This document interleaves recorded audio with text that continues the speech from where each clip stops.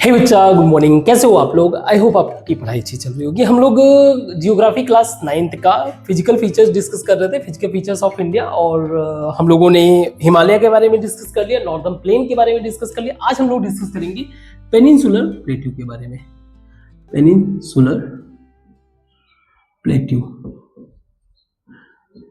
Now India के peninsular plateau के बारे में डिस्कस करना है। हमें एक बेसिक बात अच्छे से पता है, पेनिनसुला रिप्रेजेंट करता है, पेनिनसुला जो टर्म है वो रिप्रेजेंट करता है एक ऐसा लैंड मास जो कि थ्री साइड वाटर से सराउंडेड है, और हम लोगों ने अपना मैप भी देख रखा है इंडिया का। एक बार फिर से अपने इंडिया का मैप बना लेते हैं। ये हमारा प्यारा भारत।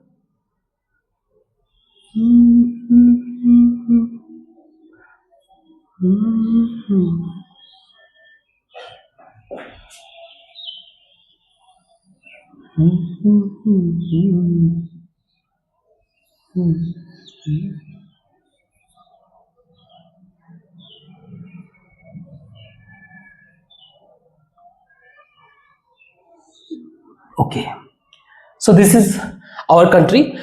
इस चीज को अगर देखें तो यहाँ पे अरेबियन सी है, जो कि हमें पता ही है।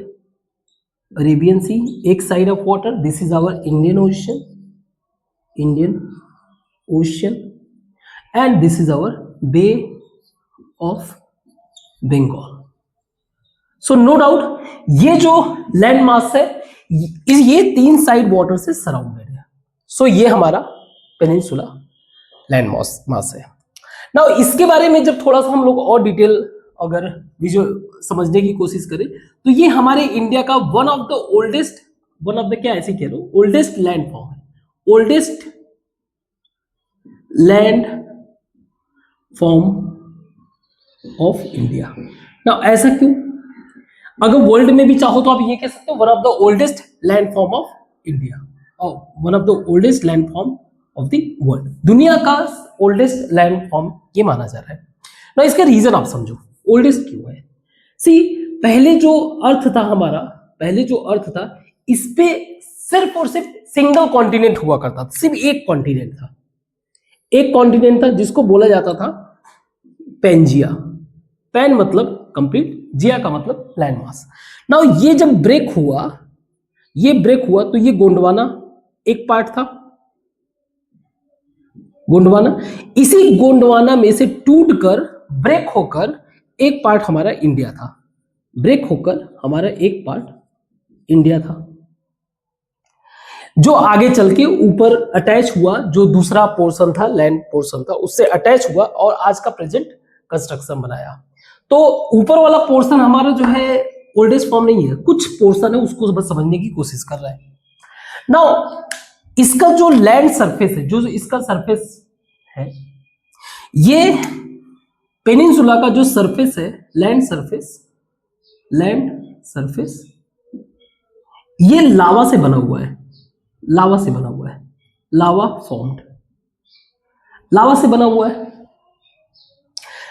बना होने के कारण इसका जो रॉक्स है, रॉक इसका कैसा है, इसको बोलते हैं इग्नियस मतलब एक तरीके से आग ही समझो, इग्नियस रॉक्स है। क्लियर है? ये इसका जो रॉक्स मिलेगा आपको, इग्नियस रॉक। अब क्या होता है कि कोई भी लैंड सरफेस होता है, इरोजन के बाद धीरे धीरे इरोड होता रहता है। इरोड होने के बाद जो लैंड मास बचता है, उसका जो रॉक्स होता है उसको बोलते हैं मेटामॉर्फिक। तो यहां का रॉक्स कैसा होगा? Metamorphic rocks. कैसा होगा? Igneous rocks and metamorphic rocks, दो तरीके का रॉक्स है। और क्योंकि ये बहुत ही ओल्ड होने के कारण, ड्यू टू मतलब लॉन्ग पीरियड, हाई प्रेशर और टेम्परेचर इसने फेस किया होगा, हाई प्रेशर एंड टेम्परेचर इस रॉक्स ने फेस किया होगा। इसके कारण जो इसके रॉक्स हैं, इसके जो रॉक्स हैं वो हो गए हैं क्रिस्टलाइन रॉक्स। तो ये एक तरीके से शेप को रिप्रेजेंट करता है, क्रिस्टलाइन रॉक्स। तो पेनिनसुला प्लेट्यू के जो रॉक्स हैं वो आपको क्रिस्टलाइन मिलेंगे, इग्नियस मिलेंगे एंड मेटामॉर्फिक रॉक्स मिलेंगे। ये क्लियर है? गुड। नाउ जब हम लोग अपने इंडिया पे पेनिनसुला प्लेट्यू को लोकेट करने या फिर इसको आइडेंटिफाई करने की कोशिश करते हैं तो उसको 2 पार्ट्स में हम लोग डिवाइड कर सकते हैं, 2 पार्ट्स में। एक है जिसको बोल रहे हैं हम लोग सेंट्रल हाईलैंड, सेंट्रल हाईलैंड, और दूसरा है डेक्कन प्लेट्यू। एक है हमारा सेंट्रल हाईलैंड और दूसरा है हमारा डेक्कन प्लेट्यू। नाउ इनको सेपरेट कौन कर रहा है? इनको सेपरेट कर रहा है नर्मदा रिवर। नर्मदा रिवर ये है, तो Narmada river basically Narmada river के जो नॉर्थ में है वो आपका डेक्कन प्लेट्यू है, और सॉरी नर्मदा रिवर के जो नॉर्थ में है वो आपका सेंट्रल हाईलैंड है, और जो नर्मदा रिवर के नीचे है वो डेक्कन प्लेट्यू है। अब नर्मदा रिवर को अगर आप फिगर आउट करोगे तो इसके ऊपर जो है, इसके ऊपर एक विंध्याचल रेंज होता है, विंध्याचल रेंज है, विंध्याचल रेंज, और इसके नीचे जो है सतपुड़ा रेंज, सतपुड़ा रेंज। तो सेंट्रल हाईलैंड को जब हम लोग देखते हैं इसमें एक फेमस प्लेट्यू है जिसका नाम है Malwa plateau, Malwa plateau. Malwa plateau को हम लोग लोकेट अगर करें, मालवा प्लेट्यू को लोकेट करें, इट्स हियर, यहां पर है मालवा प्लेट्यू, ये मालवा प्लेट्यू है, जिसके नॉर्थ में या फिर कह लो इसके साउथ में, मालवा प्लेट्यू के साउथ में विंध्याचल रेंज, विंध्याचल रेंज। वहीं इसके नॉर्थ में देखा जाए तो यहां से पास होता है आपका Aravalli range, Aravalli range, Aravalli range. ना इसके बारे में भी डिस्कस करेंगे, पहले इस पे रहते हैं, प्लेट्यू के बारे में डिस्कस करते हैं। मालवा प्लेट्यू का जो नॉर्थ साइड है, नॉर्थ साइड, नॉर्थ इसका वो क्या है? अरावली रेंज। बाकी का जो वेस्टर्न पोर्शन है, आप कह सकते हो वेस्टर्न पोर्शन इसका वेस्टर्न पार्ट जो है राजस्थान डेजर्ट में है, राजस्थान के डेजर्ट। नाउ गुड, इसका अगर हम लोग एक्सटेंड करें, आई मीन सिर्फ मालवा प्लेट्यू ही नहीं है, इसको हम लोग एक्सटेंड करते हैं तो इसका एक्सटेंशन हमें देखने को मिलता है आगे, इसको बोलते हैं बुंदेलखंड, बुंदेलखंड प्लेट्यू। इसके नीचे यहां पे मिल जाता है आपका बघेलखंड प्लेट्यू, बघेलखंड प्लेट्यू। और फर्दर अगर हम लोग इसको एक्सटेंड करें तो यहां पे मिल जाता है, यहां पे मिल जाता है छोटा नागपुर, छोटा नागपुर प्लेट्यू, प्लेट्यू भी लिख ही देता हूं। सो जो हमारा सेंट्रल हाईलैंड है इसका एक्सटेंशन अगर करें, सेंट्रल हाईलैंड का एक्सटेंशन इसको रखते हैं, एक्सटेंशन ईस्टर्न, कौन सा एक्सटेंशन? ईस्टर्न साइड में, ईस्टर्न साइड में एक्सटेंशन अगर देखें तो बुंदेलखंड, बुंदेलखंड, बघेलखंड, बघेलखंड और छोटा नागपुर, छोटा नागपुर प्लेट्यू।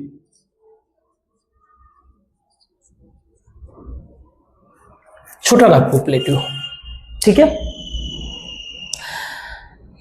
इसके अगर हम लोग रिलीफ को अगर फिगर आउट करना है तो बेस्ट तरीका है फ्लो ऑफ रिवर अगर देखें। इसके रिलीफ को समझने के लिए सेंट्रल हाईलैंड के इसके रिलीफ मींस किस साइड में ये टिल्टेड है, रिलीफ इसका कहां लिखूं,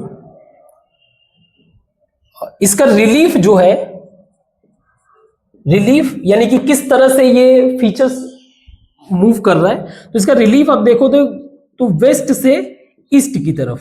और ये कैसे पता चला? Due to river flow, rivers flow के कारण। कौन कौन से रिवर? मेजर रिवर जैसे केन, बेतवा, ये सारे रिवर, केन, बेतवा, चंबल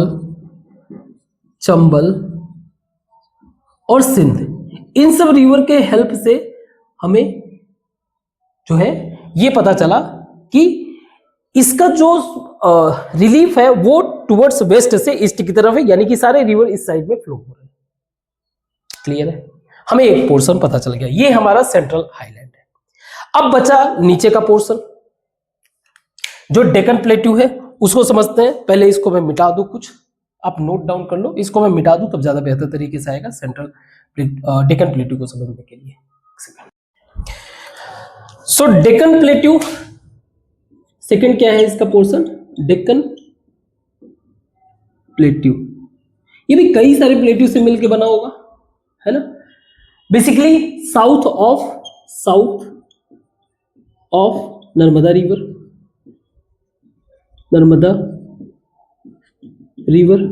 नर्मदा रिवर के साउथ में इसका जो नॉर्दर्न एक्सटेंड आप देख लो, अगर नॉर्दर्न एक्सटेंड नहीं,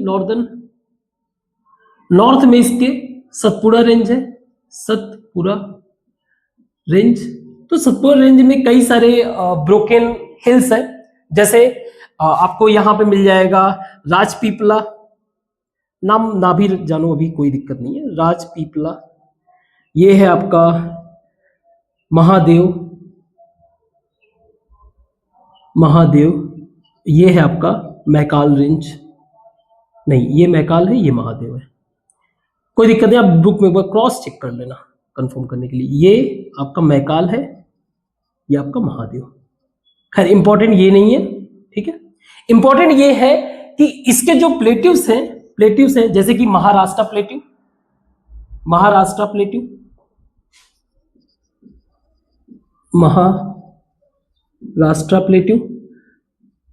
इसके अलावा इसके नीचे आप आ जाओ कर्नाटका प्लेट्यू,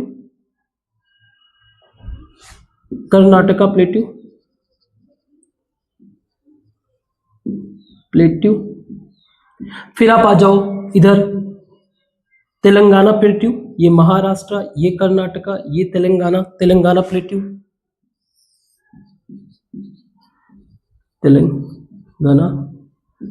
प्लेट्यू, आपको यहां मिल जाएगा दंडकारण्य, ऐसे कई सारे हैं, दंडकारण्य डी, दंडकारण्य प्लेट्यू। ये सारे मिलके क्या बना रहे हैं? और भी बहुत सारे, बट अभी के लिए बस इतना ही जानो। ये सारे मिलके क्या बना रहे हैं? आपके डेक्कन प्लेट्यू। ट्रायंगुलर स्ट्रक्चर है, नो डाउट। और जब हम लोग बात करते हैं अपने पेनिनसुला प्लेट्यू को, ये सिर्फ और सिर्फ ऐसा नहीं है कि इतने में ही है, ये नॉर्थ ईस्ट में भी देखने को मिलता है, नॉर्थ ईस्ट एक्सटेंशन भी है इसका। यहां पे जैसे कि 3 मेजर है, मेघालय प्लेट्यू, इसके अलावा आपको मिल जाएगा कार्बी एंगलोंग और नॉर्थ कछार। अगर इसका आप लोकेशन देखो तो ये आपका जो है मेघालय प्लेट्यू, यहां पे मिल जाएगा आपको कार्बी एंगलोंग, और इसके नीचे आपको मिल जाएगा नॉर्थ कछार, कार्बी एंगलोंग और मेघालय प्लेट्यू पे ही 3 बड़े फेमस हिल्स हैं, 3 बड़े ही फेमस हिल्स हैं, 3 हिल्स, दैट इज गारो, खासी,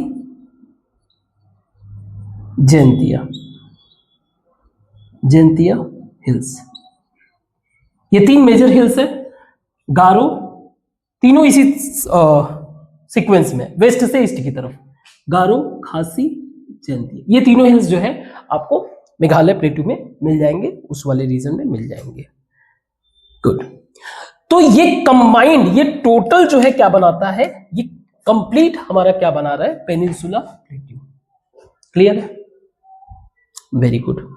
तो पेनिनसुला प्लेटू जो है दो साइड से कवर्ड है, दो side means they have as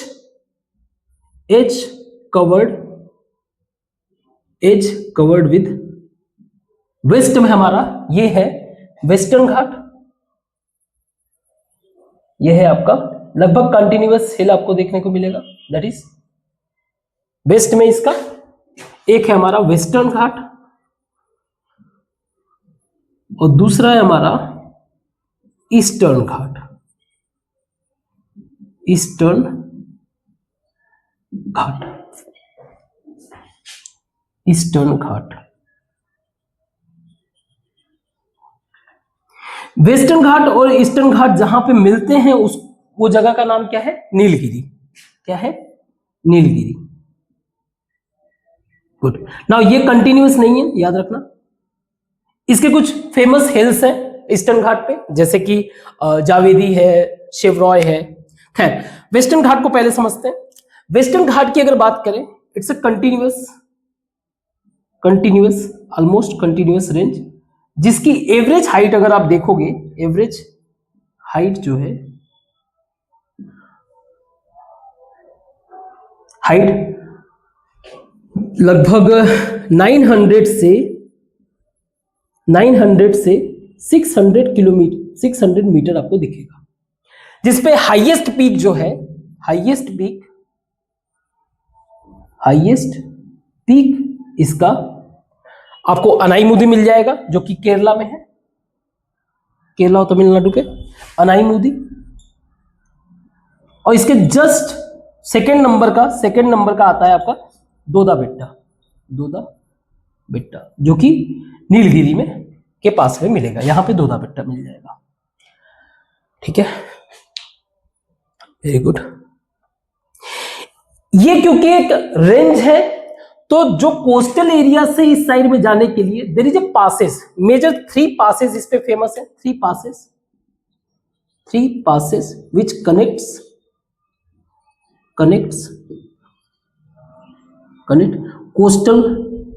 coastal parts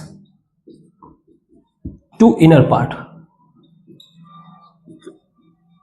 जैसे यहां पे आपको मिल जाएगा था, उसको बोलते हैं घाट, जैसे आप बोल सकते हो थाल घाट। ये आपका कनेक्ट करता है मुंबई को नासिक से, मींस इसके थ्रू जो है मुंबई से नासिक जाते हैं। इसके बाद आता है आपको यहीं पास में आपको मिल जाएगा भोर घाट,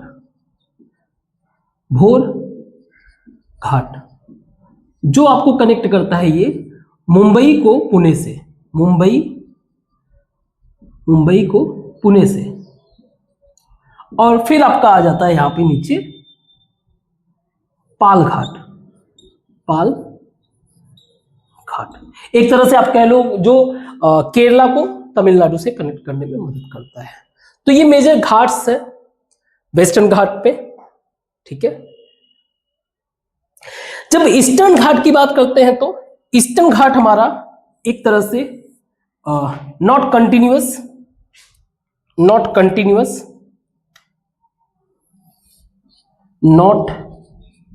कंटिन्यूअस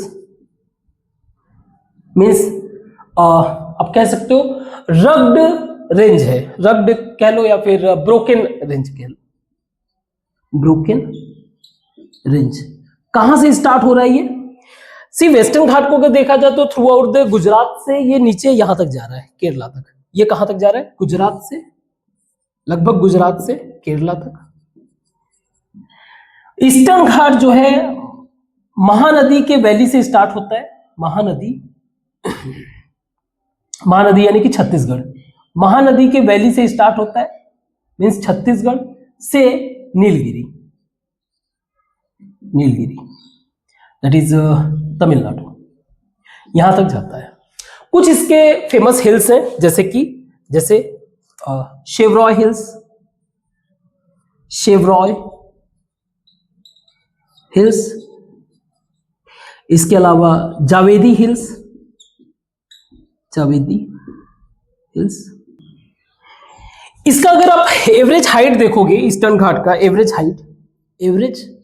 हाइट इसका लगभग आपको 600 मीटर मिलेगा, 600 मीटर। और इसका जो हाईएस्ट पीक है, हाईएस्ट पीक जो कि हाईएस्ट इसका पीक अगर आप देखोगे इस रेंज पे आपको मिल जाएगा महेंद्रगिरी, जिसका हाइट लगभग 1500 मीटर है। आप अंदाजा लगा सकते हो। इसका एवरेज हाइट 900 to 600, इवन अनाई मूर्ति वगैरह को आप चेक करोगे तो लगभग 2600 मीटर के आसपास मिलेगा। तो आप इमेजिन कर सकते हो इसका हाइट बहुत ज्यादा है। आप रिवर वगैरह के पॉइंट ऑफ व्यू से इसके फीचर्स को चेक करोगे तो ज्यादातर रिवर जो है इधर से इधर की तरफ फ्लो हो रही है। मीन स्लोप किधर है, रिलीफ किधर है, इसका रिलीफ इनके देखोगे तो वेस्ट से ईस्ट की तरफ कई सारे रिवर है, जैसे कृष्णा, गोदावरी, ये सारी रिवर इधर ही फ्लो हो रही है। Getting my point? गुड।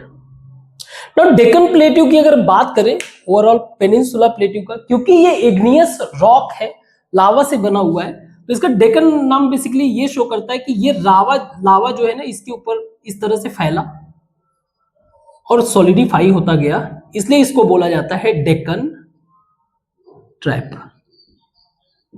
इसको बोला जाता है डेक्कन ट्रैप। ब्लैक सॉइल होता है यहाँ का, ज्यादातर ब्लैक सॉइल होता है, जितने भी इग्नियस रॉक्स होते हैं ब्लैक सॉइल, बाकी ये सारी चीजें पता ही है। Black soil suitable for the cotton agriculture, all this things. तो अरावली को थोड़ा सा अगर समझ लें तो अरावली एक हमारा ओल्डेस्ट रेंज है हमारे इंडिया का। आज के टाइम में जो इसका जो आप कह लो माउंटेन हाइट है वो कम हो गया है, ड्यू टू इरोजन इसका हाइट डिक्रीज हो गया, ड्यू टू इरोजन हाइट इसका डिक्रीज हो गया है। बट इसके एक्सटेंशन को अगर देखें तो एक्सटेंशन इसका गुजरात से लेकर कट टू दी दिल्ली तक आपको मिलता है, दिल्ली तक मिलता है, और ये मेजर रोल प्ले करता है। ठीक है, एटलीस्ट आप कह सकते हो कि जो डेजर्ट है उसको ना फैलने देने में तो इन्होंने मेजर रोल प्ले किया ही। तो ये अरावली रेंज हो गया। ठीक है, और कुछ? सो पेनिनसुला प्लेट्यू के बारे में इतना ही। आगे हम लोग इंडियन डेजर्ट के बारे में डिस्कस करते हैं, इसको मिटाते हैं।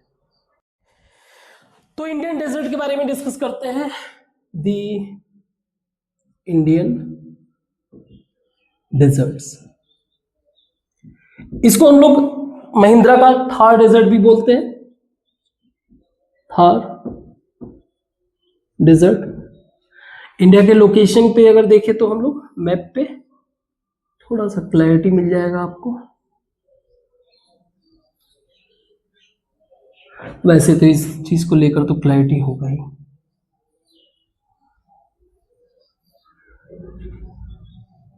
नाउ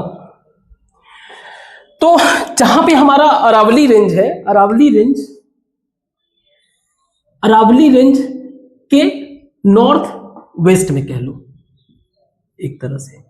अरावली रेंज के नॉर्थ वेस्ट, अगर इसको थोड़ा सा लोकेट करें so we can write like it's north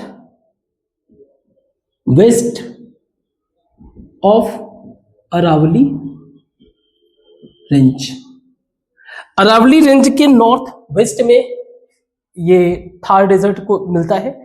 इसके स्प्रेड की बात करें, ये कहां तक फैला हुआ है, स्प्रेड की अगर बात करें तो ये लगभग राजस्थान को कवर करता है, राजस्थान को, गुजरात को कवर करता है, और टू दी इंडो पाक बॉर्डर तक आपको देखने को मिलता है। इंडो पाकिस्तान बॉर्डर तक आपको देखने को मिलता है। यहां का अगर क्लाइमेट, ये मेजर चीज है ना, यहां का जो क्लाइमेट है, सबसे पहला चीज तो यही है कि यहां पे जो बारिश होती है ना के बराबर, यानी कि अगर रेन अगर देखा जाए तो somewhere around 15 centimetre per year, और यही इसको क्या बना रहा है, मेजर रोल प्ले कर रहा है डेजर्ट फॉर्म करने में, जिसके कारण जो यहाँ का आप कह सकते हो जो वेजिटेशन है वो भी इफेक्टेड हो रहा है। नाउ क्लाइमेट का अगर आप ओवरऑल देखो तो इस पॉइंट के कारण जो है, जो दिन का डे का टाइम है, डे आपको हॉट फील होगा, नाइट आपको कोल्ड फील होगा। सो अल्टीमेटली इन सब चीज का इंपैक्ट आप वेजिटेशन पे आसानी से देख सकते हो। वेजिटेशन आपको जो मिलेगा यहाँ पे, आपको थॉर्नी बुश मिलेंगे, थॉर्नी बुशेस जैसे कि कैक्टस वगैरह हो गया, ये सब देखने को मिलेंगे। मतलब मोस्टली जो मिलेंगे आपको, एक तो उनके थिक कह सकते हो एक कटीले होंगे, और अगर कोई पत्ते वगैरह लीव्स वगैरह मिल भी गए तो बहुत ज्यादा थिक होंगे। They don't want to release water, वो अब किसी भी कीमत पे अपने पानी को बचा के रखना चाहते हैं। ज्यादातर जो पेड़ों में जो ट्रांसपिरेशन होता है वाटर का, जो इवेपोरेशन होकर निकलता है, वो तो पत्तियों से ही होता है। दैट इज द रीजन पत्तियां जो है नुकीले कांटे की तरह बन जाती है। यहाँ ठीक है, गुड। यहाँ पे एक रेनी सीजन में ही एक मेजर रिवर देखने को मिलता है, रिवर जिसका नाम है लूनी। लूनी रिवर एक ही मेजर रिवर है, लूनी रिवर, जो फ्लो करता है flow towards run of Kutch, run of Kutch की तरफ फ्लो करता है। और समटाइम ये जो है एंड हो जाता है एंड इन सैंड। अब क्योंकि सैंड को पानी चाहिए, ये लोग पानी जहां मिल जाता है तुरंत एब्जॉर्ब करना शुरू कर जाते हैं। ठीक है, दैट इज द रीजन। एक जो मेजर रिवर है भी, जनरली होता क्या है, जो रिवर्स होते हैं वो समुद्र में जाके मिलते हैं, बट यहाँ पे ऐसा नहीं है। या तो ये बीच में ही खत्म हो जा रहा है या फिर जाके अपना रन ऑफ कच्छ तक पहुंच रहे हैं। यहाँ का लैंड फॉर्म अगर आप देखोगे तो सैंड जो है लैंड फॉर्म्स बनाते हैं। सैंड के यहाँ पे जो सैंड है, ये सैंड ड्यून्स बनाते हैं।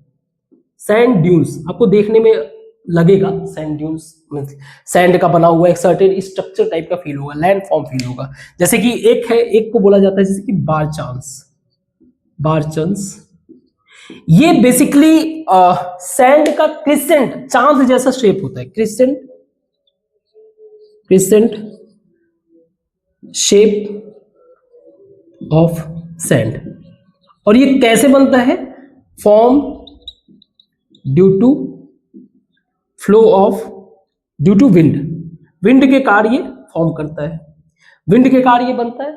यूजुअली जो क्रिसेंट शेप है, यानी कि इस तरह का जो शेप है आपको जैसलमेर में दिखेगा, जैसलमेर में आपको दिखेगा।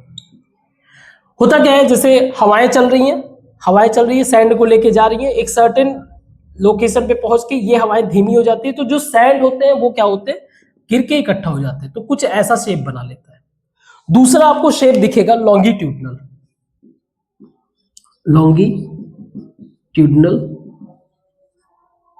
Dune, sand dune. ये आपको मोस्टली देखने को मिलेगा, मोस्टली इंडो पाक बॉर्डर के पास। तो डेजर्ट एरिया में, हमारे थार डेजर्ट एरिया में दो मेजर तरीके के लैंड फॉर्म देखने को मिल जाते हैं। लैंड फॉर्म नहीं कहेंगे, सैंड फॉर्म कह लो, सैंड फॉर्म मिल जाते हैं, जिसको हम लोग सैंड ड्यून्स बोल रहे हैं। बिकॉज ऑफ विंड के कारण जो है सारे सैंड जो है कैरिड होते हैं, और जहां पे हवाएं स्लो होती हैं तो वो क्या बन जाता है वहां पे, उस तरीके का शेप। तो ये आपको कुछ ऐसा दिखेगा, इस तरीके से। यहां वाले आपको ऐसे दिखेंगे, कुछ ऐसे, है ना, समथिंग लाइक ऐसा पूरा फैला हुआ रहेगा इस तरीके का। तो ये हमारे जो है इंडियन डेजर्ट है। ठीक है, तो अब हम लोग डिस्कस करते हैं कोस्टल एरियाज के बारे में। हम लोगों ने पेनिनसुला डिस्कस कर लिया, डेजर्ट को डिस्कस कर लिया, now we are going to discuss coastal area. इसको मिटाते हैं। The coastal plain of India, the coastal plains of India, India के जो कोस्टल प्लेन्स हैं, अगर आप देखोगे तो जो हमारा पेनिनसुला है वो एक तरीके से नैरो लैंड सरफेस से कवर्ड है, सराउंडेड भी मत कहो, साइड में उसके जो है आपको नैरो प्लेन सरफेस दिखते हैं, जिसको हम लोग बोल सकते हैं प्लेन्स। तो एक है हमारा western coast, that is this is our western coast plain, जो वेस्टर्न घाट के नजदीक है, ये हमारा है western coast plain, western coast, western ghat इधर है, और ये है हमारा ईस्टर्न कोस्ट, ईस्टर्न कोस्ट। ना पहले वेस्टर्न कोस्ट के बारे में डिस्कस करते हैं। वेस्टर्न कोस्ट को जब हम लोग डिस्कस करते हैं तो आप कह सकते हो it is western coast, western coast जो कि अलोंग अरेबियन सी है, अरेबियन सी के अलोंग देखने को मिलता है। ये हमारा अरेबियन सी है, अरेबियन सी के अलोंग आपको वेस्टर्न कोस्ट है, और बे ऑफ बंगाल के अलोंग, बे ऑफ बंगाल के अलोंग आपको जो है ईस्टर्न कोस्ट देखने को मिलता है। वेस्टर्न कोस्ट को हम लोग मेजर 3 पार्ट में डिवाइड कर सकते हैं, 3 पार्ट्स, जैसे कि फर्स्ट आप कह सकते हो कोंकण कोस्ट, जो लगभग मुंबई से लेकर गुजरात तक नहीं, गोवा तक, मुंबई थोड़ा और नीचे, मुंबई से लेकर गोवा तक, ये आपका है कोंकण। इसके बाद सेकंड आप आ जाओ, सेकंड कन्नड़, जो मेजर आप कह सकते हो कर्नाटका वाला रीजन कवर करता है, ये आपका Kannada coast, Kannada coast. Third है आपका मलाबार कोस्ट, मलाबार कोस्ट, जो कि केरला के रीजन को कवर करता है। ठीक है, ये आपका मलाबार कोस्ट। नाउ ये किसको कर रहा है? Mumbai to Goa, Karnataka coastal, Kannada coastal, Karnataka, and last one is Kerala. Now जब हम बात करते हैं ईस्टर्न कोस्ट के बारे में, तो सबसे पहले आप समझो कि ईस्टर्न कोस्ट तो चलो अपनी जगह, यहां पे आपको लैंड फॉर्म भी देखने को मिलते हैं। अगर लैंड फॉर्म देखोगे तो यहां पे आपको डेल्टा देखने को मिलता है, और यहां पे आपको देखने को मिलता है ज्यादातर लगून्स और बैकवाटर। तो पहले इसको कंप्लीट कर लेते हैं। मोस्टली आपको केरला में क्या दिखेगा? मलाबार कोस्ट में लगून्स देखने को मिलते हैं, या कह लो आप बैकवाटर। तो इसका मतलब क्या है, पहले आप समझो इसको। जैसे ये लैंड सरफेस है, ठीक है, और ये हमारा जो है ओशियन है।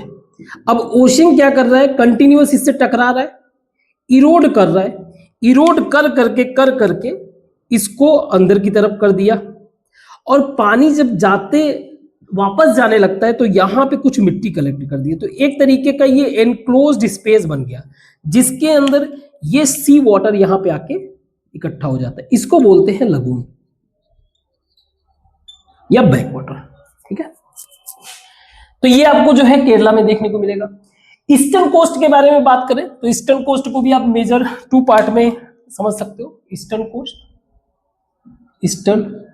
कोस्ट को मेजर 2 पार्ट्स। नंबर 1 जो उड़ीसा वाले पोर्शन में, यहां पे इसको बोलते हैं नॉर्दर्न सिरकार मीन्स उड़ीसा वाला पोर्शन। और जो तमिलनाडु वाला पोर्शन है, तमिलनाडु वाला पोर्शन, इसको बोलते हैं कोरोमंडल कोस्ट। सेकेंड है आपका, ये हो गया पहला नॉर्दर्न सिरकार, एंड सेकेंड है आपका कोरोमंडल कोस्ट। इस कोस्ट पे आपको मेजर डेल्टा देखने को मिलता है। रीजन, ज्यादातर most of the river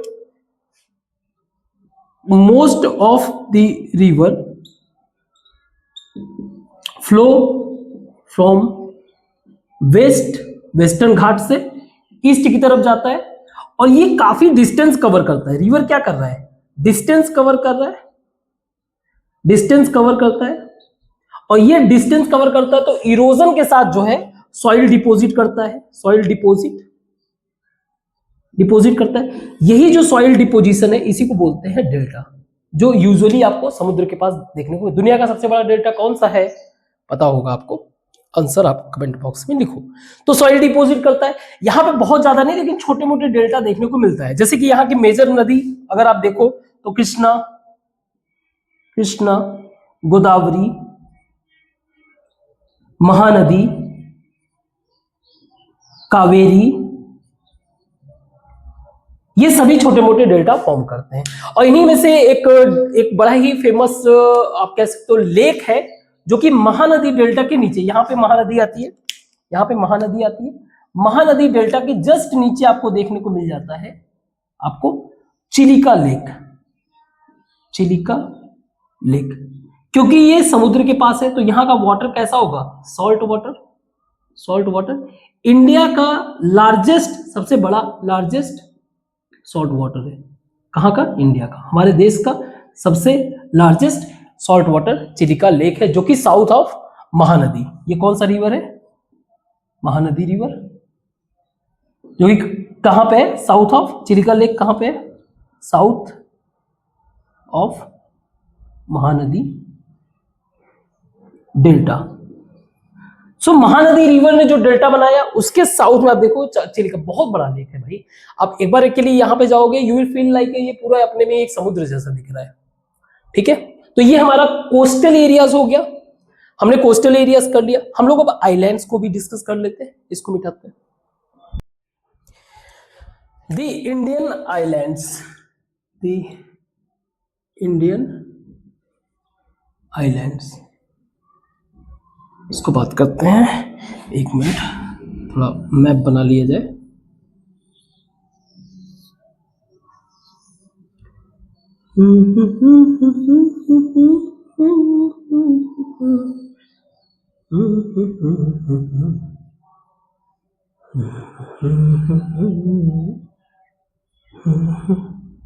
so इस साइड में है लक्षद्वीप, लक्षद्वीप, और इधर है आपका अंडमान, अंडमान एंड निकोबार। तो पहले लक्षद्वीप के बारे में बात करते हैं। ऐसा नहीं था कि लक्षद्वीप का नाम लक्षद्वीप है क्या, इन 1973 सम आइलैंड्स, पहले आइलैंड्स जिनका नाम था लक्काद्वीप, लक्काद्वीप, मिनिकॉय, मिनिकॉय स्पेलिंग देख लेना आपने बुक में, और अमीन द्वीप, इनको सबके नाम चेंज करके एक नाम रख दिया गया, become Lakshadweep. So renamed as, named as Lakshadweep. इसके अगर एरिया की बात करें, एरिया की बात करें तो बहुत ही छोटा एरिया है। सो 32 स्क्वायर किलोमीटर का एरिया है, ये 32 स्क्वायर किलोमीटर का एरिया है। यहाँ का जो हेडक्वार्टर है, हेडक्वार्टर बेसिकली कवरत्ती, और यहाँ पे एक नेचुरल पॉइंट ऑफ व्यू से तो इंपॉर्टेंट है ही, क्योंकि ये दोनों ही इक्वेटर के नजदीक होने के कारण, जो आइलैंड्स हैं ड्यू टू नियर इक्वेटर होने के कारण, इक्वेटर होने के कारण यहाँ का जो क्लाइमेट है, क्लाइमेट वो आपको इक्वेटोरियल मिलेगा।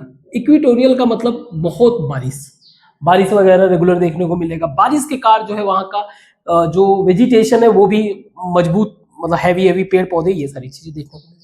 तो यहाँ पे एक बहुत ही बेहतर कह सकते हो एक आइलैंड है जिसका नाम है आइलैंड, जो कि पिटी सेंचुरी है, वो सेंचुरी जो अनटच्ड है। यहाँ पे बर्ड के लिए बहुत बेहतर लोकेशन है, बर्ड्स के लिए बहुत बेहतर लोकेशन है पिटी सेंचुरी, यहाँ का कुछ फेमस। आप जब लक्षद्वीप को देखते हो तो ये कोरल से बना हुआ है, एक तरह का इट्स कोरल आइलैंड। ना कोरल क्या होता है पहले इसको समझ लेते हैं। कोरल ये जो है माइक्रो ऑर्गेनिज्म है, ऑर्गेनिज्म मरीन माइक्रो मतलब कि समुद्र का माइक्रो ऑर्गेनिज्म है। ये कैल्शियम कार्बोनेट से बना होता है, कैल्शियम कार्बोनेट, अभी समझ में आ जाएगा आपको। इसका खास बात ये है ना कि ये जो ऑर्गेनिज्म है ना, इसका जो भी अगला जनरेशन रहेगा, एक बार मान लीजिए ये आपका कोरल है, इसके ऊपर इसका जो अगला जनरेशन आएगा इसी के ऊपर बनेगा, इसका अगला जनरेशन आएगा इसी के ऊपर, ऐसे करते करते करते करते एक रॉक का फॉर्म बन जाता है। बट उसके पहले आप समझो, ये कोरल जो है, कोरल बायोडाइवर्सिटी के, मरीन बायोडाइवर्सिटी के पॉइंट ऑफ व्यू से बहुत ज्यादा इंपॉर्टेंट है। डाइवर्सिटी कौन सा? मरीन बायोडाइवर्सिटी के पॉइंट ऑफ व्यू से वेरी इंपॉर्टेंट। आप समझो इसका रीजन क्या है। सी, कोरल हार्ड स्ट्रक्चर है, कैल्शियम कार्बोनेट का मतलब हार्ड स्ट्रक्चर। इस हार्ड स्ट्रक्चर के कारण ये एक सॉफ्ट मरीन माइक्रो ऑर्गेनिज्म, एक छोटा सा माइक्रो ऑर्गेनिज्म जिनको बोला जाता है पॉलिप्स, जिनको बोला जाता है पॉलिप्स। इनको जो है हार्ड स्ट्रक्चर के कारण ये शेल्टर प्रोवाइड करता है, शेल्टर प्रोवाइड करता है। बदले में ये पॉलिप्स क्या करता है? पॉलिप्स जो है इसको फूड देता है, इसको क्या करता है? फूड प्रोवाइड करता है। तो यही कारण है जो आप कोरल देखोगे ना, ये बहुत ही ज्यादा, इनके कारण जो है, इनके कारण कोरल लुक्स लाइक कलरफुल, पहला चीज। और इसका कलरफुल होना, इसके कारण यहां पे इस रीजन में जहां पे कोरल होते हैं, कोरल्स के पास जो है बायोडाइवर्सिटी मतलब multiple, due to this scenario multiple organism live here. तो बहुत ही खूबसूरत लगता है, ठीक है। और ये जब यही पॉलिप्स निकल जाता है तो ये व्हाइट कलर का हो जाता है पूरा का पूरा। यही कोरल जो है रॉक्स बनते हैं। तो आपको ये लक्षद्वीप पूरा का पूरा कोरल्स का बना हुआ मिलेगा। कोरोमंडल आपको जो है कोस्टल रीजन, ये भी कोरल से यहां पे मिलते हैं। और खास बात ये है, इन्हीं कोरल्स को अगर आप पानी में डाल दो तो ये तैरते हैं। तो जो आपको राम सेतु का कंसेप्ट है ना, राम सेतु का जो कंसेप्ट आपने सुना होगा, ये कोरल्स वाले रॉक से बना हुआ होता है। This is science basic. इनको आप डालोगे पानी में, ये तैरेगा। तो खास बात ये था लक्षद्वीप का। लक्षद्वीप हमारा जो है कोरल्स जो है कई, जैसे कि होता है कोरल रीफ भी अलग अलग तरीके के लैंड सरफेस बनाते हैं। जैसे एग्जांपल के लिए इसको समझते हैं, जैसे मान लीजिए ये एक आपका आइलैंड है, सपोज करिए, ठीक है, ये एक आइलैंड है। अब आइलैंड है, यहां पे इसके वाटर्स है, यहां पे वाटर है सब, बाकी ये वाटर के अंदर। अब कोरल क्या है कि कोरल इसके इस वाले पोर्शन में चारों तरफ ऐसे घिरा हुआ है, और कोरल्स के बाद जो है सारे वाटर है इधर। ऐसे कोरल को बोला जाता है फ्रिंजिंग रीफ, कोरल रीफ, यानी कि कोरल का बहुत सारा ग्रुप। तो ऐसे को बोला जाता है कि फ्रिंजिंग रीफ। अब आप इमेजिन करो, क्योंकि मैंने कहा कि कोरल कंटिन्यूअस अपने ऊपर ही बनाते रहते हैं। अब ये इस तरह से बना रहे हैं इसके ऊपर, हमारा आइलैंड तो ऐसे गया है ना, इस तरह से ऐसे स्ट्रक्चर बना रहे हैं। अब यहां पे चांस रहता है कि इसके बीच में, इनके बीच में वाटर आ जाए, तो आपको समथिंग ऐसा दिखेगा। आप इमेजिन करो कि ये चारों तरफ आपका कोरल है, बीच में आपका एक आइलैंड है, बीच में आपका एक आइलैंड है, और चारों तरफ बाकी वाटर। देखो, जो चीजें लिखने के लिए रहता है, मैं टॉपिक एक्स्ट्रा अगर कुछ बातें बताता हूं तो उसको ज्यादा डिटेल में नहीं लिखवाता, स्टिक रहता हूं आपके सिलेबस से, ठीक है। तो ऐसे कोरल रीफ को बोला जाता है बैरियर रीफ, बैरियर रीफ। और बहुत ही फेमस एक बैरियर रीफ है ऑस्ट्रेलिया का, ग्रेट ग्रेट बैरियर रीफ। हमें पता है इसका इंपॉर्टेंस। अब एक ऐसा टाइम भी आता है जब ये इतना ऊपर हो जाता है, ये लाखों सालों में हो रहा है, एक दिन में नहीं हो रहा है, ठीक है, काफी टाइम लगता है। ये पूरा का पूरा वाटर से कंप्लीटली कवर्ड हो जाता है। अब ये कैसा दिख रहा है? चारों तरफ कोरल से घिरा हुआ एक तरह का पूरा वाटर से घिरा हुआ, कोरल से घिरा हुआ वाटर बॉडी, इसको बोलते हैं अटोल। अब आप जरा इसको समझो, इस पोर्शन को समझो, ये अपने में ही एक तरीके का पूरा लैंड सरफेस है। यही चीज जो है लक्षद्वीप को बनाया हुआ है, कई सारे कोरल्स मिलके जो है एक बड़ा लैंड सरफेस बनाया हुआ है। खासकर कोरल लक्षद्वीप की बात करें और तो ये जो है केरला के मलाबार कोस्ट से नियर टू मलाबार कोस्ट, ये तो बेसिक बातें हैं, समझ गए आप, मलाबार कोस्ट। आई होप आपको कोरल का कंसेप्ट समझ में आया। कोरल तीन तरीके से, शुरुआती स्ट्रक्चर जब था तो उसको फ्रिंज मतलब चारों तरफ, ठीक है, नियर, उसके बाद उसका नाम रखा गया बैरियर, जो बीच में वाटर कंटेन कर रहा है और बीच में आपका आइलैंड है। इससे भी ऊपर हो गया तो पूरा का पूरा उसको ही खत्म कर दिया, आइलैंड को ही गायब कर दिया, ऐसा को बोल। तो जो आपका लक्षद्वीप है वो क्या है? कोरल एटॉल है एक तरह का, it's a coral atoll. Now that's okay. Now Andaman and Nicobar के बारे में बात करें तो अंडमान निकोबार जो है दो पोर्शन में बटा हुआ है। नॉर्थ वाला पोर्शन अंडमान है और साउथ वाला पोर्शन जो है निकोबार। ऐसा माना जाता है इट्स एक्सटेंशन ऑफ, यहां पे जो पूर्वांचल है ना, इसका एक्सटेंशन जो है, मतलब ऐसे कुछ माउंटेन ऐसे करके ये गया हुआ है। तो ये आपका समुद्र हो गया, बे ऑफ बंगाल वाला वाटर पूरा का पूरा, तो ये दिख ही नहीं रहा, यही निकला हुआ पोर्शन जो है क्या है? So it's considered as upland of mountain extension, ठीक है, क्योंकि यहां पे कोरल जैसा स्ट्रक्चर नहीं मिल रहा ना, यहां पे हार्ड सरफेस मिल रहा है। Good, okay.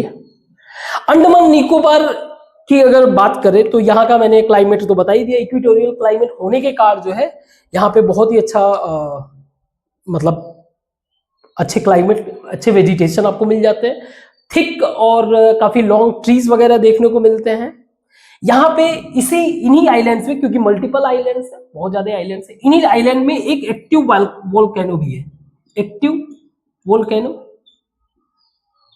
जो कि बैरन आइलैंड पे है, बैरन। और इंडिया का ओनली इंडिया का सिर्फ एक आइलैंड ऐसा है जहां पे एक्टिव वोल्केनो है, that is Barren Island. Overall अगर देखा जाए तो जो ये हमारे आइलैंड्स हैं उनका स्ट्रेटेजिक पॉइंट ऑफ व्यू से बहुत ज्यादा इंपॉर्टेंस है, स्ट्रेटेजिक पॉइंट ऑफ व्यू से, इकोनॉमिक पॉइंट ऑफ व्यू से, डिफेंस के पॉइंट ऑफ व्यू से बहुत ज्यादा इंपॉर्टेंट, दैट इज ये हमारे एक इंपॉर्टेंट हमारे कंट्री के एस्पेक्ट है। तो ये हमारा चैप्टर कंप्लीट हुआ। आई होप आपको समझ में आया होगा। कुछ अगर मैंने कोई मिस्टेक किया हो, कोई चीज अगर मैंने गलत बता दिया हो, आप उसको कमेंट बॉक्स में मेंशन करोगे और पॉसिबल हो तो आप करेक्ट करके उसको मेंशन करोगे। अगर आपको लगेगा कि ये टॉपिक बिल्कुल भी नहीं समझ में आया, इन दैट सिचुएशन आप मुझे बताओगे, I will make video again, ठीक है। तो तब तक के लिए thank you and take care.